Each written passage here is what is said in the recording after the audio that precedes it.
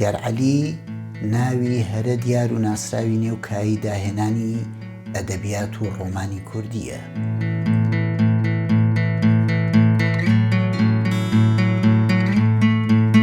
لە دیدارێکی تایبەت و فرەلایەندا لەگەڵ بەختیار عەلی باس لە بابەتی وەرگێڕانی بەرهەمەکانی بۆ زمانەکانی ئەڵەمانی، ئینگلیزی و ئیتالی دەکەین.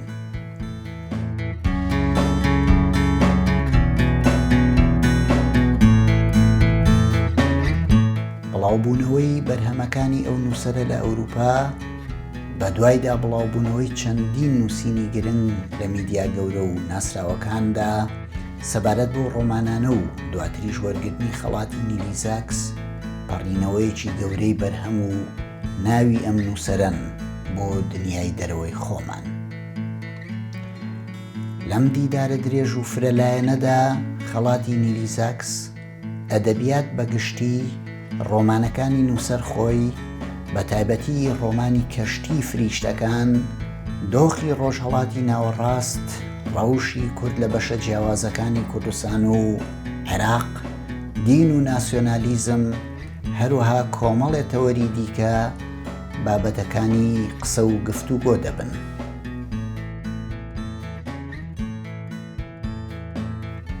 لەگەڵ بەختیار عەلیدا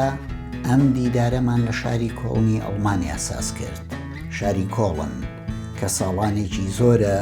شوێنی نیشتە جێبوونی ئەم نووسەرەیە.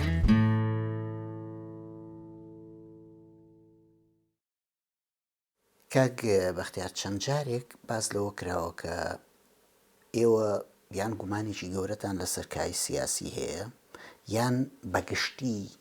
کای سیاسیتان پێ ڕافزە، بڕەتی ئەکەنەوە، بە تایبەتیش لە ڕۆژهەڵاتی ناوەڕاست و لە وڵاتی وەکو عێراق، سووریا، باشووری کوردستان. لەو بارەیەوە خۆتان چی ئەڵێن؟ کاک سیرۆنەوەی بڵێ کە مەسەن من سیاست ڕەفز دەکەم و بە شێوەیەکی کولی، بە شێوەیەکی گشتی هەڵبەت بۆ چوونێکی غەڵەتە. سیاست بەشێکە لە چارەکی ئینسان و بەشێکە لە هەوڵی ئینسان بۆ ڕێخستنی کۆمەلگا، بۆ ڕێخستنی ئابووری، بۆ ڕێخستنی پەیوەندی تاک بە کۆمەڵەوە، بۆ ڕێخستنی پەیوەندی گروپە کۆمەڵایەتی جیاوازەکان، نەتەوە جیاوازەکان، هێزە کۆمەڵایەتیانی کە لە ململانەیان تا ئەندازەیەکی زۆر و ڕێخستنی ئەم هێزانە. بەڵام ئەوەی کە من دژینی سیاسەتێکە کە لە ڕاستیە لەسەر کوشتنی ئینسان، لەسەر کوشتنی ئەو دیوە ئینسانی ئینسانی شەکەوە. ئەمە کێشەیەکە کای سیاسی لە خۆرهەڵاتە بە شێوەیەکی گشتی و بە زۆربەی بکەرە گەورەکانی ئەم کایە لە سەدەی بیستا لەگەڵ هاتنی مۆدێرناوە لە دواترا کۆمەڵێک هێزن کە لەسەر کوشتن و بەلاوەنانی ئەو ڕۆحە ئینسانی ناو سیاست ئیشەکەن، واتە لەسەر کوشتنی پەیوەندی وەکو پێ دەڵم زاتە سیاسیەکەمان لەگەڵ مرۆڤەکەی ناومانە. من بەگشتی دژی سیاسە ئەو سیاسەتەم ئەو وەکو کایەیە کە دابڕابێت لە هەموو کایە فکری و فەلسەفی و معریفیەکان، و سیاست لە وڵاتی ئێمە، لە کولتوری ئێمە، لە خۆرهەڵاتە تا ئەندازەیەکی زۆر بە کولی دابڕاوە لە کایە معریفیەکان، دابڕاوە لە پرسیاری فەلسەفی، دابراوە لە پرسیاری کۆمەڵایەتی قوڵ، دابراوە لە پرسیارکردن لە ئازادی تاکەکان، لە سایکۆلۆجیتی تاکەکان، لە مافەکانیان، لە ئارەزۆکانیان، لە خەونەکانیان، لە ویستی ئینسانەکان وەکو تاکە، و لە هەموو ئەم پرسیارە گەورانە تا ئەندازێکی زۆر دابڕاوە. سیاست بۆ بەکایەیەکی ڕووتی ململانێ لەسەر دەسەڵات، واتە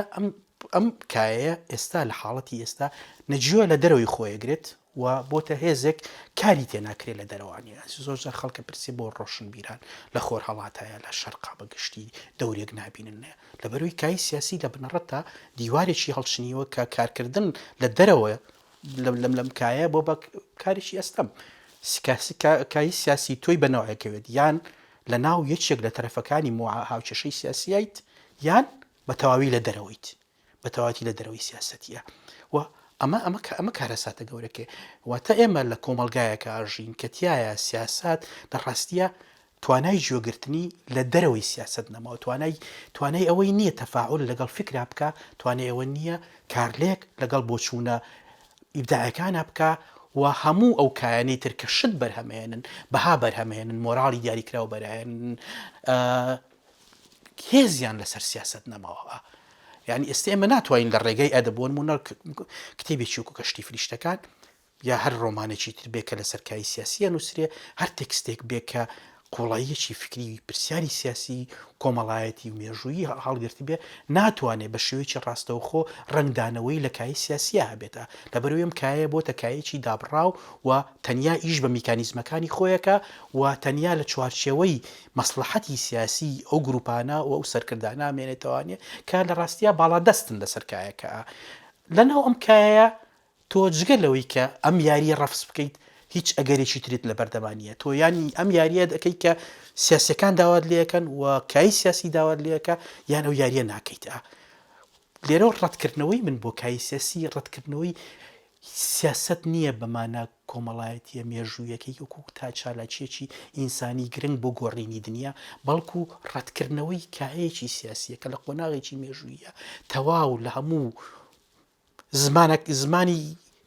شێواندووە، کارکتەری مرۆڤەکانی شێواندووە، ڕۆحی ئینسانەکانی ناشرین کردووە و ئەوەی بەرهەمی هێنێت چیانێکی شەڕانجێزە، ئەوەی بەرهەمی هێنێ ڕق و چینە و چینەیە، ئەوەی بەرهەمی هێنێ ترسی گروپەکانە لە یەکتر، ئەوەی بەرهەمی هێنێ ترسی مرۆڤەکانە لە یەکتر، ئەوەی بەرهەمی هێنێ پەلاماردانی هێزی پەلامەردانی ئینسانەکان یەک بەرامبەرەوی تر. لەناوم کایە سیاسیە جگەلەوەی هەوڵ بین مۆراڵێکی تر دروست بکەین کە مۆراڵی سیاسی نەبێ بۆمانەی کە ئێستا تیاژین، هیچ شارێکی ترمان نییە. لێرەوە من هەوڵێم لە ڕێگای ئەدەبەوە، لە ڕێگای نووسینەوە، لە ڕێگای ئەو کایە معریفیانی ترەوە کە ئەتوانم لە ناویانە ئیش بکەم نییە، مۆراڵێک بەرهەم بهێنم، تێڕوانینێک بەرهەم بهێنم، شێوەزێک لە جیهان بینی و پەروەردەی ئینسانی بەرهەم بهێنم کە نەچێتەوە سەر هەمان کولتور، نەچێتەوە سەر هەمان دەرەنجام نایەتەوانێت کە کای سیاسی ئەمماتەوانێ. کێشەکەی منەوەیە هەموو ئەو هێزە سیاسیانی کە ئێستا لە خۆر هەڵاتە کاران، چ لە کۆمەلگای کوردیە، چ لە کۆمەلگای عەرەبی و تورکی و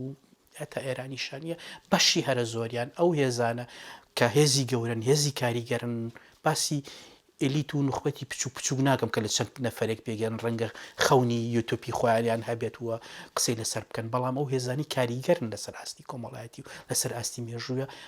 و ئەوانەی کە سیاسە دەکەنەوە جگەلەوەی کە ترس بەرهەمەهێنن، جگەلەوەی کە چینە بەرهێنن، جگەلەوەی ڕۆحی پێکدادان بەهێزەکەن، جگەلەوەی ڕۆحی شەڕانجێزی بەهێزەکەن، شتێکی تر بەرهەم ناهێن. بێگومان لە بەرامبەر کایی سیاسی وایە من جگەلەوەی کە دژایەتی ئەو جۆرە مۆراڵە سیاسی بکەم، جڕایەتی ئەو عەقڵێتە بکەم کە لەناو ئەم کایە ئیشەکات هیچ ئەگەر و ئیمکانێکی تر نابینمەوانێ وەکو نووسەرێکە. بۆیە دژایەتی من لە ڕاستیە دژایەتی ئەو کایە سیاسیە بەگشتی وە بێ تێی بگەین لەو کایە سیاسیە بۆەوە ئیشەکە میکانیزمەکانی چین، ڕیشەکانی ئەم جۆرە لە ئەخلاقی سیاسی چییە و چۆن چاراکرێت. چارەکە ئەوە نییە کە من وەکووت خەتێک بچێشین بڵین ئەمڕۆ باوک سەرۆک و بانی کوڕەکەی بێ بە سەرۆگەمە گۆڕانکاری ڕوویانە. لێرە مشکلێکی ئەخلاقی فکری کولتوری شارستانی هەیە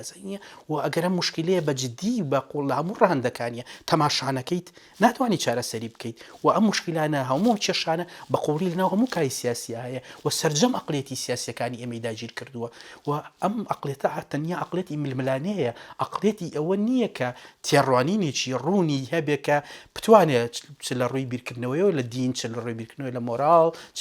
بیرکردنەوەی لە جنس، لە مافی تاک، لە مافی ژن، لە مافی منداڵ، لە هەموو کێشە گەورەکانە جۆرێکتر لە کولتور بەرهەم بێنێت کە جیاوازە لە کولتوری لەو کولتورێکی ئێستا باوە. لێرەوە ئەم کای سیاسی کە هەمانە شتانە بەرهەمێنێتەوە کە ئێمە لە سیاسە ناوی ئاژین و دۆزەخەکەی ئەچێژین و ئاگرەکەی بەرمانەکەوێت. بۆیە من ناتوانم قەنەعەت بە کایەکی سیاسی بکەم کە هێزیشی سیاسی هێزی ئەوەی نییە پرۆژەیەکی تر بەرهەم بێنە جیاواز لەم پرۆژانی کە تا ئێستا پێی بووە. ئەوەی کە ئێستای بینین درێژکراوەی ناسیۆنالیزمە، درێژکراوی مارکسیزمە بە دیوەستالینیەکەیە، درێژکراوی دینە بە شێوە هەرە سەلەفی و توندڕەوەکەیە. لەناو هەموو ئەم کولتورانە، لەناو ئەم مۆراڵانە کە تا ئێستا هێزی تازەکردنەوە نییە، هێزی پرسیاری گرنگ نییە، جورئەتی ئەوە نییە کە ئاڕاستەیەکی تر بین بە بیرکردنەوەمان و پرسیارەکان بە شێوەیەکی تر بکەین و تیاڕوانینمان بخەینە سەر کۆمەڵی کێشەوە، فۆکۆس بخەینە سەر کۆمەڵی مشکلێکە تا ئێستا تیشکمان نەخستوەتە سەر لە دنیای وایە بە بڕای من سیاست ناتوانێت شتێکی ئەوتۆ بکات بۆیە سیاست جگە لە خۆ دووبارەکردنەوەیکی ناشرین و جگەلەوەی کە دیکتاتۆرێک گەڕوا دیکتاتۆرێکی تریە جگەلەوەی کە ستەمکارێک گەڕوا و کۆمەڵ ستەمکاری بچووکتر جێگایە گەڕنەوانیە و کێشەیە گەڕوا و کۆمەڵی کێشەی گەورەی تری هەمە لە هەمان شێوە جێگەیە گەڕنەوانیە هیچی تر نابینیت بۆیە ئەبینی لە مێژوو ئێمە گەڕانەوەیەکێ بەردەوام بۆ دواوە و گەڕان پێشەوە نیە بێچوون نییە بوو بەرەو پێشەوانێ ئەمە حاڵەتێکە سیاست لی بەپرسە و ئەم سیاسەتە بە تەنیا دەستکردی حیزبێک هێزێک کەسێک نییە بەڵکو دەستکردی عقلێتێکی تایبەتیە دەستکردی ژینگەیەکی شارستانی و کۆمەڵایەتیە و ئەبێ ئەو ژینگە شارستانی و کۆمەڵایەتی و کۆمەڵ و تەواوی ئەو مانتالیتیت و ئەقلێتە بخرێتە ژێر پرسیارەوە و پرسیاری لێ بکرێەوە بێ ئەوە ناتوانین جارێکتر باش دە سیاست بکەین ئەوەی کە هەیە خۆ دووبارەکردنەوەیە ئەوەیە فاشیزمە لە بەرجی جیاوازەکە خۆیمان پیشاندا. کاک بەختیار لە کەشتی فریشتەکانە بێگومان ئێمە ئەزانین مێژووی هاوچەرخی ئێمە لە باشووری کوردستان مێژووی سیاسی ئێمە بە باش و بە خراپەوە دوو هێزلی بەرپرسیارە لە کەشتی فریشتەکانە زۆرتر ئاور لە هێزێک دراوەتەوە یان با بڵین ئەگەر دەربڕینەکە بە جۆرێکی تر بێ بارەکە خراوەتە سەر ئەستۆی تا هێزێک زۆرینەی بارەکە لەسەر ئەوانە کەمتر ئاور لە هێزەکەی تر دراوەتەوە بۆچی ینی شتەکە وا ڕۆیشتووە یان بە پلان بووە یان بۆ چوا بوو کاک سیروان گەرمە بەست ئەو بێمە بە ڕوونتە قسە بکەین ئامەسە پارتی وێچێتی بێ لە ڕەنگە کەشتی فریشتەکان و کوڕۆمان زیاتر لە حدودی ئەو ناوچەیە بێت کە منتیا ژیاوم وە کاتیا هەیەچێتی وەکو هێزی زاڵ بووە بەڵام جگەلەوە شگەلەوە ئەنیگە تەماشا بکەیت لە بینی پارتی وێچێتیە پارتی حیزبێکە هەم لە عقلیەتە زۆر داخراوە و هەم لە ستراکتوری حیزبیا زۆر داخراوە ئەم نەوە حیزبانە تاوەکو کۆتایی بە شێوک لە شێوەکان وا دەرەکەون و کۆی بەهێز بن بەڵام کە ئەمرن بە تەواوەتی ئەمرن و لە مێژوەچنە دەرەوانەیە ئەو ململانیە قوڵە فکری و کولتوری و سیاسیانی کە لە ناو کۆمەڵگەی کوردیا هەبووە بە ناو هێزێکی وەکو پارتیاتیە نەپەڕیوە ئەم هێزە هەمیشە هێزێکی داخراو بووە و خۆی لە ڕێگەی داخستنەوە پاراستووە و کەم تا زۆر دیوارێکی لە بینی خۆی و هەموو ئەو ڕەشەبا مێژوویە گەورانە دروست کردو کە لە ناو کۆمەڵگای کوردی هەڵی کردووە بە پێچەوانی یەکێتی هێزێکە کە تا ئەندازەیەک دەستکردی ڕۆشنبیرانی کورد بووە لە قۆناغێک ئاوانی و هێموو نخبە ڕۆشنبیری کە لە دوای یابێتە نخبەیەکی سیاسی و زۆربەی ئەو ململانێ فکری و کۆمەڵایەتی و سیاسیانی کە لە کۆمەلگای کوردیا هەبووە بە هەناوی ئەم هێزاتێ پەڕیوە ئەم پرۆسەی وەرگەڕانی نخبەی شۆڕژێڕی کورد لە نخبەیەکی شۆڕژێری یۆتۆپی پڕخەونی ئازادی خوازەوە بەرەو نخبەیەکی ستەمکاری تا ئەندازێکی زۆر تێوەگلاو لە پرۆسەیەکی گەورەی گەندەڵیە لە ناو یەکێتیە زۆر بەزەقیە بیرێتەوانێ هەڵبەتە لە ناو پارتی شەبات زۆر بەزەقیە بیرێتەوە بەڵام کۆڵم پارتی پێکاتێکی داخراوتری هەیە بەڵام ململانەکان لە ناو یەکێتیە بەهێزتر بوون هەمیشە وەکو بینی ئەو هەموو پارچە بوونی هێزێکی وەکو یەکێتیە گەڕێەوە بووی کە ڕەشەبا کۆمەڵایەتەکان هەموو ئەو گەردەلوولەی کە بەناو کۆمەلگای ئێمە هەڵەکات بەناو هەناوی ئەم حیزبەشە هەڵەکات و ئەچێتە ناوی ئەوانێ پارچە بوونی کۆمەلگا بێتە پارچە بوونی ئەم هێزە بیرکردنەوەی جیاواز هەمیشە یا وەرگرتنی ئاڕاستەی جیاواز ڕەنگانەوەیە بێ لە ناوم هێزە بۆیە ئەو پرۆسی کە من پێویستم پێیەتی پرۆسەی وەرگەڕان و ڕووخانی ئەو جیهانە یۆتۆپی کە ڕۆشنبیری کورد لە سەرەتای سیەکان و چلەکانەوە خەونی پێوە بینی و ئیشی لەسەر کردو و لە دوای ڕاپەڕینەوە بەرەو وێران بوونە ڕوا لە کەرەکتەری شۆک و وەفای ڕەفعات بەگا بەرجەستا بێ کە لە ڕاستیە خۆی بەناو هەموو پرۆسیا ڕۆشتووە واتە بەشێک بۆ لە یۆتۆپیاکە بەشێک بۆ لە خەونە گەورەکە بەشێک بۆ لە خەونی ئازادی بەڵام لە هەمان کاتیشە بەشێکە لە کەوتنی ئینسانەکان بەشێکە لە کەوتنی ئەو نخبەیە و بەشێکە لە هەرەسی ئەو نخبە سیاسی کە لە ڕۆژێک لە ڕۆژان خەونی بۆەوە بینی کوردستانێکی ئازاد و کۆمەڵگایەکی ئازاد و مرۆڤێکی ئازاد دروست بکە بۆیە پرۆسەکە لای من ئەوە نییە. من بۆکو نووسەر بەردەوام هەوڵێم کەمترین ناوی شوێن و کەمترین ناوی جێگا بهێنم. لەبەرەوەی ئەمە خوێنەر تا ئەندازەیەکی زۆر لە قۆناغە جیاوازەکانی تریشە لە سەردەمەکانی ترە ڕەنگە 30 ساڵی تر هیچ کەسێ ناوی پارتی هیچێتی بیر نەما بێ نازانین ئێمازانینە ڕەنگە 50 ساڵی ترم حیزبانە هیچیان لە مێژووی ئێمە بوونێکی ڕاستەقینیان نەما بێ. بەڵام بەردەوام من هەوڵێم وا بکەم کارێ بکەم کە خوێنەر هەست نەکە ئەم ڕۆمانە سەر بە جێگایەکی محەدەتی دیاری کراوە. بەڵام لەگەڵ شە ناتوانین خۆمان لەوە بزینەوە کە تێمەی ئەم ڕۆمانە بابەتی ئەم ڕۆمانە ئەو ڕەشە باو گەردەلوولەیە کە بەناو دنیای سیاسەتی کوردە هەڵەکات و ئەم گەردەلوولەوە کات کە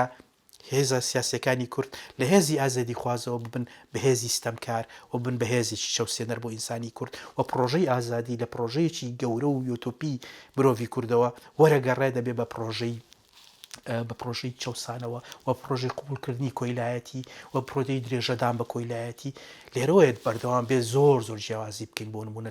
لە بینی کۆمەڵێک چەمکە کە ئێمە قەت جیاوازی ناکەین لە بەردەمیا بۆ نمونە چەمکی سربەخۆی شتێکە، چەمکی سربەستی شتێکی ترە، چەمکی ئازادی شتێکی ترە. سربەخۆی عەرەب 22 وڵاتی سربەخۆیان هەیە بەڵام ڕۆژە لە ڕۆژان سربەستیان نییە. سربەستیەوەی خۆت خاوەنی بڕیار بیت، خۆت خاوەنی ئیرادە بیت، مێژووی خۆت ئاڕاستەی بیتێ و ئازادی شتێکی تر. ئازادیەوەی کە وەک مرۆڤ هەست بەوە بکەی کە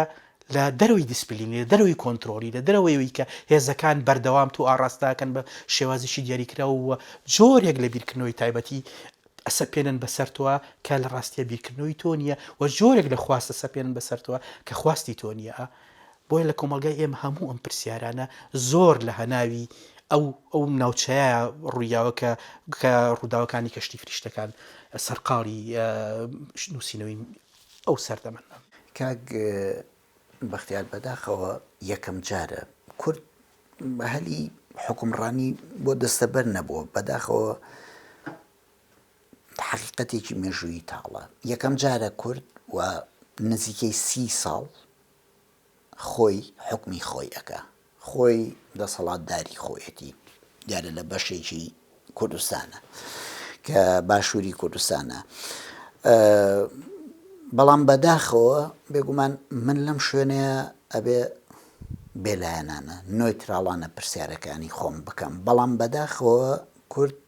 لە خۆبەڕێوەبرنی خۆیان سەرکەوتوو نەبوو. ئەمەش پێچێکە لە حقیقەتاڵەکانی ژیانی سیاسی کورد بەڕاستی.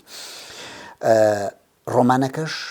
بە شێوەیەکی زۆر گرنگ، بە شێوەیەکی زۆر چڕ، شوێنێکی زۆر گرنگی داوە بۆ شکستە. یعنی جگە هەندێک جار بێگومان بە شێوەیەکی زۆر کارەساتبار، هەندێک جاریش پێکەنینی زۆر تاڵ لە جێڕانەوەی بەسەرهاتەکانە ڕووبە ڕوومانە بێتەوە. ئێوە وەکو یعنی جگە لە هەڵسەنگاندنەکانە وەکو نووسەرێک کە باس لەو حەقیقەتە ئەەکەیت یان ئەتەوێ لەسەر ئەو حەقیقەتە بنووسی لە ڕۆمانێکە، خۆت هەست بە چیەکەیت؟ یعنی حقیقەتێکی ئەوەندە تاڵ کورد ئەو هەلەی بۆ یەتە پێشەوە خۆی بەڕێوە بە، بەڵام خۆی شکست بە پرۆژەکەی خۆی دێنێ. کاک سیرۆنەگە تەماشا بکەیت وە لە کەشتی فریشتەکانی شەمن ئەو زۆر بەزەقی باس کردو شتێک نییە بە ناوی حیزبەوانەی لە کوردستانە و ئەوەی کە هەیە موسەساتی ئەمنین، دەستگای ئەمنین، دەستگای سەرکوتکردن، ئەوەی کە هەیە ئەندام نییە لە حیزبە، لە ڕاستیە دەستگایە لە کۆمەڵێک دەستگای سەرکوتکەرە، دەستگای چاودێریە، دەستگای دیسپلینکەر و کۆنتترۆلکەری ئینسانەکانە و لێرەوە حیزب بەمانە تەقلیدیەکەی کە لە کۆمەلگاکانی ترا هەیە وەکو موسەسەیەک کە پرۆژەیەکی استراتیژی هەیە بۆ گۆڕنی کۆمەڵایەتی لە قۆناغەکانی ترا تا ئەندازەیەکی زۆر لە لایەنی کەم لە دوای ڕاپەڕینەوە لە کۆمەلگای کوردیا بوونی نامێنێت و ئەوەیە مێنێتەوانێ موسەسەیەکی ئابووری مافیایی سیاسیە کە تەنیا ئەندامەکانی خۆیەکە بە سیخۆڕ، ئەندامەکانی خۆیەکە بە چاودێر بەسەر مرۆڤەکانی ترەوە. هەڵبەت نووسینەوەی ئەم مێژووە ئەگەر وەکو کوردێک تەماشای بکەیت واقعەتی زۆر تاڵە، وەکو پێ دەڵم واقعە کە تۆ کۆمەلگایەکی کۆمەڵی خەونت هەیە و چەندین ساڵ بۆ کۆمەڵێک بەها و مۆراڵ ئیشت کردووە کە جیاواز بێت لە مۆراڵ و ئەخلاقی هێزە داگیرکەرەکان. یەکێک لە هەرە کێشە گەورەکانی کوردەوەیە کە ئایدۆلۆژیا داگیرکەرەکان ئایدۆلۆژیای ئەو میلەتانی سەردەست حکوومەتێک سەردەستەکان بە شێوەیەکی ئۆتۆماتیکی لە ناو ژیان و ئەقڵ و بوون و بیرکردنەوەی ئینسانی کوردە بەردەوام بەرهەم هێنراوە و بەرهەمە هێنرێتەوەوانێ بۆ نمونەگە تەماشا بکەی ئایدۆلۆژیای ناسیۆنالیستی دینی ئەگەر حکوومەتەکانی ناوچەی ئێمە ئێستا هەموو سەر بۆ ئایدۆلۆژیای ناسیۆنالیستی دینی لە دەوڵەتی ئۆردوگانەوە بیگرە بۆ دەوڵەتەکەی ڕۆحانی بیگرە بۆ دەوڵەتێکی بەشار ئەسەد بۆ حکوومەتی عێراقی ئەمانە هەمووی کیانی ناسیۆنالیستی دینی واتە دروشمەکانیان لەسەر دروشمی ناسیۆنالیزمی تورکی موتور بەکراوە بە فکری دینی ناسیۆنالیزمی عەرەبی موتور بەکراوە بە دروشم و مۆراڵی دینی ناسیۆنالیزمی فارسی بەڵام پاڵپشکراوە و بەهێزکراوە و موتور بەکراو نییە بە ڕۆحی تەشەیوع ئەمانە هەموو نیشانەیە ئەوەن کە ئایدۆلۆژیای سەرەکی لە ناوچەی ئێمە ئەو ئایدۆلۆژیای چەوسێنەر لە ناوچەی ئێمە ئایدۆلۆژیایکی ناسیۆنالیستی دینیە کە بەردەوام بەرهەمە هێنرێتەوانێ و بەردەوام ئەو هێزە سیاسیانی کە لەم کایە لە خۆر هەڵاتە دروستە بن سەر بەو ئایدۆلۆژیان و سەر بەو تەرزە لە بیرکردنەوە کێشەکەوەی لە کۆمەلگای کوردیە کاکسیرەوە ئەبینیت کە هەمان شێوە کۆمەلگای کوردی هەمان تەرز لە ئایدۆلۆژیای ناسیۆنالیستی دینی بەرهەمە هێنێتەوانێ ئەو هێزە سیاسیانی کە ئێستا لە کوردستان هەن هەمویان لەسەر هەمان نەغمەی ناسیۆنالیستی ئاینی شەکەنە و هیچیان ناتوانن لەو نەغمەیە بچنە دەرەوانێت بە جۆرێک لە جۆرەکان مرۆڤی کورد و مێژووی کورد مێژووی داگیرکەرەکانی دووبارە ئاکاتەوانێ ئەقڵیەتی کورد ئەقڵێتی داگیرکەرەکانی دووبارە ئاکاتەوانێ نیە ناسیۆنالیزم بە ناسیۆنالیزم جوابایەتەوە دین بە دین جوابایەتەوانێ توندڕەوی بە توندڕەوی جوابایەتەوانێ و ئەمەش ڕێگە هەڵەکەیە و ئەمەش ئەو ڕێگایە کە بەرەو کارە ساتمانە بە ئەمە جگەلەوەی کە لە ئاستی مێژوویە بڕوانەبوونێکی قوڵی لە ناو مرۆڤی کووردا دروست کرد بە خۆی ئێمە لە ڕێگای پارتی وێچێتیەوە ئەو نەرسیسیەتە مێژوویە ئەو خۆ ئەڤینە مێژووی کە هەمان بوو شکا تێکشکا چیتر ناتوانین ئینسانی کورد ڕقی لە خۆیەتی ئینسانی کورد بەردەوام لە دوای گاڵتەکردنە بەخۆی ئەگەر تەماشا بکەیت من کەم جار ڕێکەوتی کردو دوو ئینسانی کورد ببینم بەیەکەوە کە دەستەکەن بە قسەکردە لەوە دەست پێ نەکەن کە گاڵتە بە کوردبوونی خۆیان بکەن کامە جێگای خەفتە جێگای داخەکە ئینسانی کورد بەردەوام لە پرۆسی گاڵتەکردنە بە کوردبوونی خۆی بۆ لەبەرەوەی ئەو غرورە مێژوویەی لەسەر دەستی پارتی وێچێتی و لەسەر دەستی ئەم کایە سیاسی کە ئێستا زاڵە نیە تا ئەندازێکی زۆر شکا و ئەو شانازیە مێژوویانی کە هەی بوو تا ئەندازێکی زۆر لەکەدار کرا بەڵام کاک بەختیار وان نزیکەی سێ دەیە وان بەرەو 28 ساڵە چێ هەموو کایەکانی دەسەڵات هێزی سیاسی هێزی ئابووری هێزی سەربازی لە دەستی پارتی وێچێتیایە ئەم دەنگانی کە ئێستا پەیدا بن ینی ئومێدێک هەیە کە جێگرەوەیەک هەبێ ئومێدێک هەیە جۆرێک لە کارکردنی نوێ بێتە ئاراوە یان لە بنەڕەتە ئەمانەش ئەم هێزانەی تریش ئەم دەنگانەی تریش کۆپیەکن لەوان کاکسیرۆن ئەلتەرناتیڤ شتێکی هەمیشە هەیە ئەلتەرناتیڤ بەشێکە لە ژیان بەشێکە لەو ئەگەرانی کۆمەلگایەک دروستیەکەەوە هەموو کۆمەلگایەک لە ناخی خۆیان پڕە لە ئەگەر و هیچ کۆمەلگایەک نییە و هیچ خۆناغێک نییە تایە بڵین نەخێر ئەلتەرناتیڤ نییە زەنی نییە ئەمە درۆیەکی زۆر گەورەیە و نابێ ئێمە تەسلیمی ئەمە بین ئەلتەرناتیڤ هەمیشە هەبووە و هەمیشە هەیە ئەلتەرناتیڤ پەیوەندی بە ئێمەوە هەیە پەیوەندی بە ئیرادەمانەوە هەیە پەیوەندی بە هێزی عەقڵی و هێزی فکری و هێزی و ئیرادەی ئیشکردنمانەوە هەیە سوالەکەوەی ئایا کۆمەلگایەک هەیە تەحەمولی ئەم ئەلتەرناتیڤە بکات پرسیارێکە ئەوە نییە کە ئەلتەرناتیڤ هەمیشە هەیە ئەساینە بەڵ ئایا کۆمەلگایەک هەیە بڕاستیە چونچی ئەلتەرناتیڤ تەنیا وەکو پێ دەڵم ئەلتەرناتیڤی هێزیشی سیاسی نیە ئەلتەرناتیڤی سەرۆکێک نیە ئەلتەرناتیڤی حیزبێک نیە ئەلتەرناتیڤی نوخبەیەکی دیاریکراو نیە بەڵکو ئەلتەرناتیڤ پرۆسەیەکی مێژووی قوڵە ئەگەر تەنیا سوالەکەەوە بێ ئایا ئەلتەرناتیڤمان هەیە بۆ پارتی وێچێتی بە بڕای من هەموو کەسێک دەتوانێت ئەلتەرناتیڤ بۆ پارتی وێچێتی یعنی ئەم شێوازە لە حکومڕانی کێشێتی و پارتی حکمی کوردستانیان پێکردووە شتێکی هوەرێک و زانستێک و شتێکی مێژووی ئەو تۆ تایبەتی تیانە کە بەهرەیەکی لە پشت بێ کە کەسی خەڵکانیش تر نیان بێتە زەینە بەڵام سوالەکەوەیە ئایا ئێمە لە دوای پارتی وێچێتی با بڵین ئەمانوێ پارتی وێچێتی دووبارە بکەینەوە ئەمانەوێت هەمان مۆدێلمان هەبێ و یا ئەمانوێت لە ڕاستیە کۆمەلگایەکی تر مۆدێلێکی تر لە سیاست بیرکردنەوەیکی تر جۆرێکی تر لە کارکردن. بەڵێ جۆرێکی تر لە مەنتالیتەی دووە بیرکردنەوە. سوالەکە ئەوەیە بە چی ئەڵێن جۆرێکی تر لە مەنتالیتەی دووە بیرکردنەوە؟ هێزێکی سیاسی نەوێرێت بۆ نمونە هێشتا وەکو 100 ساڵ لەمەوە پێش بیر لە دین بکاتەوە، هێشتا وەکو 100 ساڵ لەمەوە پێش بیر لە مۆراڵ بکاتەوانێ، هێشتا وەکو 100 ساڵ لەمەوە پێش بیر لە هاوکێشە سیاسیەکان بکاتەوە، هێشتا ناوێرێ باس لە ئازادی ئینسانەکان بکات. بەڕاستی وەکو ئازای نەک تەنیا ئازادی ئەوەی کە من ئەگەر باسم لە فلانە سەرۆکرد نەگیرێم باسم لە فلانە سیاسیکردن، بەڵکو ئازادی بە هەموو مانە گەورەکەی، ئازادی بەمانە فراوانە مێژوویەکەی. هێزێک نەوێرێ لەسەر هەموو ئەم ئاستانە پرسیار بکات، پرسیاری گەورە بکە و ئاڕاستەی نوێ با بە کۆمەلگا و ئاڕاستەی نوێ با بە بیرکردنەوە و جورئەتی تەرحی تازەی هەبێ بە کۆمەلگا و جورئەتی نوێکردنەوەی هەبێ و جورئەتی گومانی هەبێ لە کای سیاسی خۆی لەوەی کە تا ئێستا کراوە و ئەو مێژوە سیاسیە هەمووی نەخاتە ژێر پرسیارەوانێن. ئێمە هیچ هێزێکی سیاسیمان نییە تا ئێستا بوێرێ مێژووی سیاسی کورت بخاتە ژێر پرسیارەوە مێژووی و هیچ نەبێ و 40-50 ساڵی دوایی کە مێژوویکی زۆر تاریکە لە مێژووی سیاسی کوردیە، مێژووی هەرسی پرۆژەی ڕزگاری و ئازادبوونی ئینسانی کوردە، پرۆژەی هەرسی پرۆژەی نوێکردنەوەی کۆمەلگای کووردە بەرەو پرۆژەیەکی تا ئەندازەیەکی ئرتیجاعی دواکەوتووە نقم لە ناو زمانێکی سەتحی و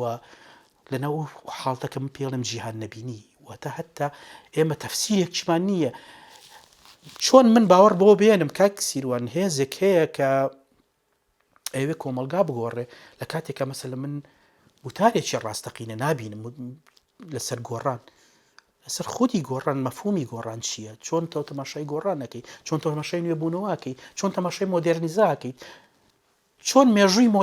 مۆدێرنت خوێندێتەوە لە 100 ساڵی ڕابردووە لە کۆمەلگای ئێمە.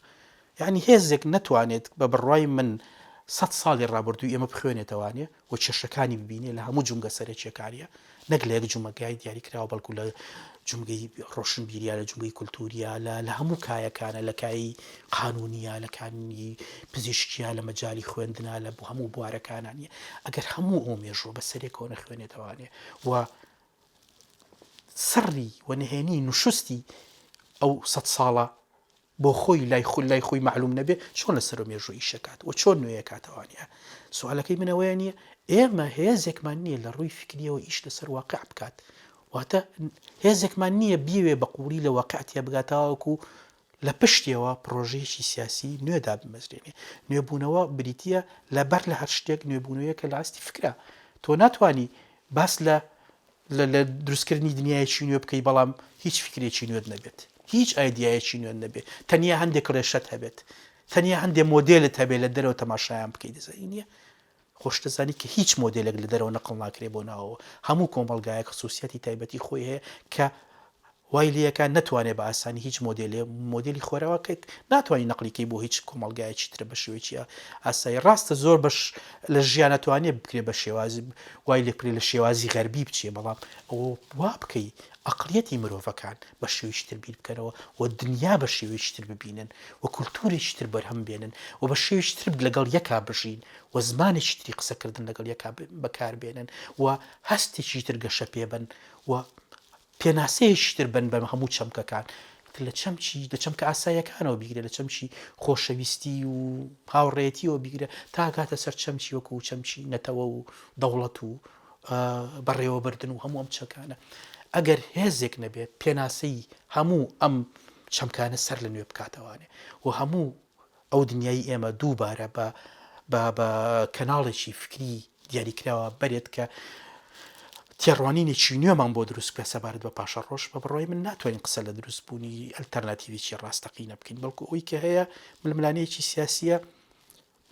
لەم ئاستا ڕەنگە ئەمڕۆ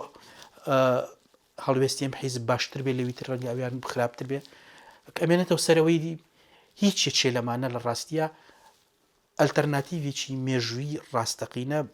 بۆ دۆخی ئێستای کورد پێشکەش ناکەنەوە نیە، چونچە ئەم ئەلتەرناتیڤە بەڕاستی بەناو ئەو جورئەتە هاڕوا کە بتوانیت بە هەستێکی نوێەوە بە بیرکردنەوەیکی نوێەوە هەموو چەمکە و لایەنە گرنگەکانی ژیان دووبارە پێناسە بکەیتەوانێ و بەبێ ئەوە ئەم کاڵێم هەمووی دووبارە پێناسە بکەیتەوە لە هەموو شتیان گرنگترن چەمچی وەکو دین و ئەخلاق و سربەستی و ئازادی و